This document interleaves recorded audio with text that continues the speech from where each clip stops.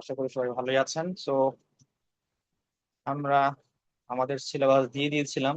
আমরা লাস্ট যেটা টপিক বাকি ছিল আমাদের question number 8 hypothesis testing sample test of sample test of hypothesis, যেটা আমরা পরে শিখবো বলে রেখেছিলাম। আজকে আমরা এটাই শিখবো। বেসিক্যালি এটা আমার বইয়ের পেজ না, এটা আসলে বইয়ের ভিতরে নাই,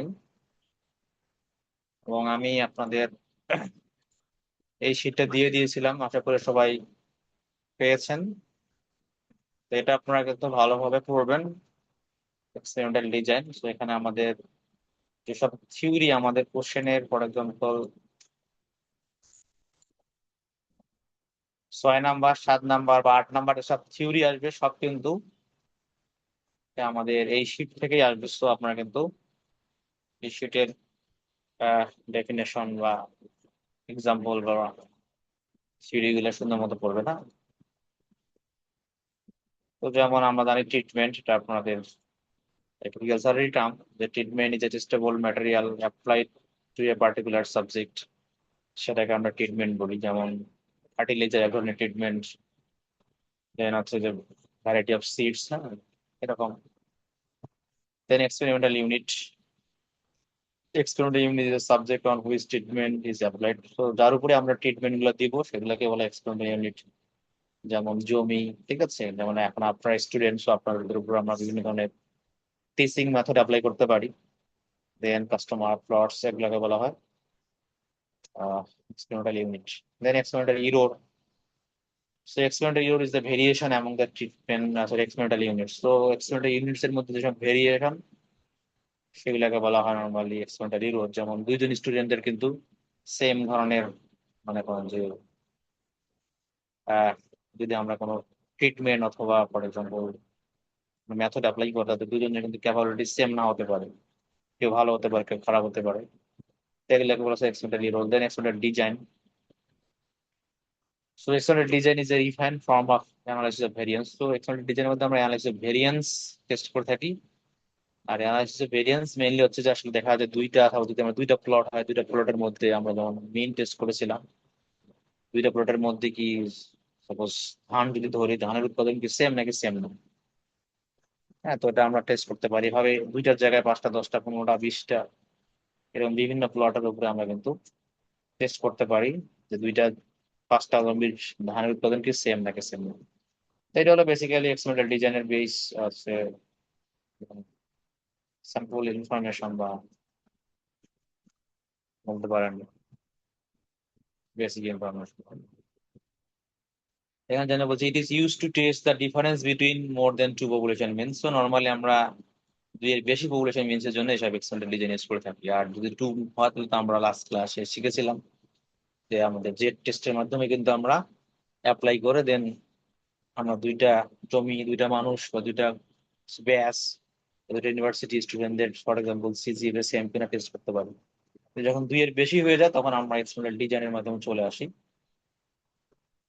তো এখানে নর্মালি 3টা বেসিক প্রিন্সিপাল আছে, আপনাদের পরীক্ষা কিন্তু আসতে পারে। For example write down the basic principles of an experimental design.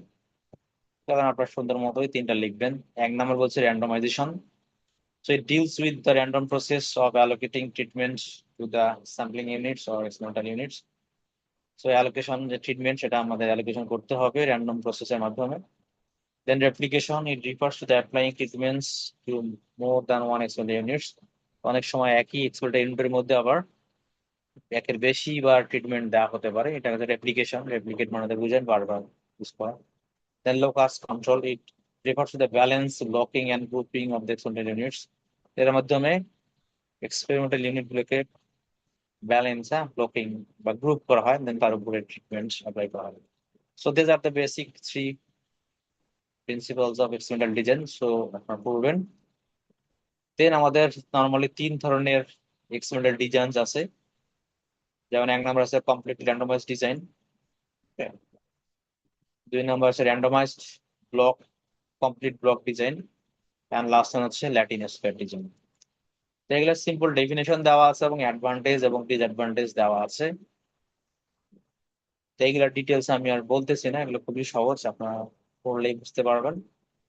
তো এখানে এই, হ্যাঁ, পরীক্ষায় কিন্তু যে কোনো একটা চলে আসতে পারে, যে সমস্যাটার অ্যাডভান্টেজ ডিসঅ্যাডভান্টেজ লিখেন। দেন সিমিলারলি যে সব আমরা ডেফিনেশন পড়লাম এবং এক্সাম্পল পড়লাম, এগুলো থেকেও পরীক্ষা আসতে পারে। সে আপনারা সুন্দর মতো পড়বেন যেন পরীক্ষা আসলে পারেন এটা। হ্যাঁ, এগুলা কিন্তু আমাদের 6 থেকে 8 নম্বরের মধ্যে থাকবে থিওরি এগুলা।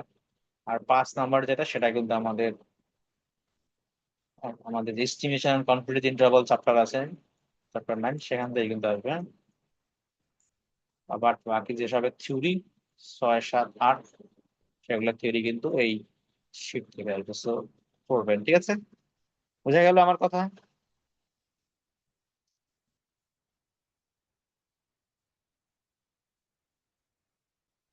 তো তার কোনো উত্তর নাই? উত্তর হচ্ছে সব বুঝতে পেরেছেন। জি স্যার, বুঝছি। ওকে, সো এখন যেটা হচ্ছে যে আমরা এখান থেকে 2টা ম্যাথ করাবো পরীক্ষার জন্য। সো ধরে নেন যে কোনো একটা পরীক্ষা আসবে, ঠিক আছে? এবং আমরা প্র্যাকটিক্যাল পরীক্ষায় কিন্তু এই ম্যাথটা দিয়েছিলাম, এবং অনেকে দেখলাম 2-1 জন অবশ্য করে ফেলেছে পড়ানোর আগেই। তার মানে তারা হয়তো বা আগের সিনিয়র ব্যাচদের কাছ থেকে ডাটা কালেক্ট করেছিল, দেন সেটা অ্যাপ্লাই করে করেছে আর কি পরীক্ষায়। তো ভালো মতো বুঝবেন, এখানে একটা অঙ্কই বলা যায় না, বেশি মার্কস থাকতে পারে। হ্যাঁ, যেহেতু আমাদের এখানে 8 মার্কস দিয়েছি আমরা, ঠিক আছে? তো ভালো মতো পড়বেন, একটা অঙ্ক অনেকেই ভালো মতো করতে পারেন। এবং এর একটা শিট আছে যেটা আমি আসলে আপনাদের বড় ভাইকে দিয়ে দিয়েছিলাম, 6 ব্যাচের স্টুডেন্টদের দিয়ে দিয়েছিলাম। তো তারা আমাকে ফেরত দেয় নাই, পরে একটা ছবি তুলে দিয়েছিল, সেটা একটু ঝাপসা আসছে। এবং এটা আমার কাছে একটা আছে প্রিন্ট কপি, তাইলে যারা পরীক্ষা শেষে আমার কাছে নিয়ে যেতে পারবে না।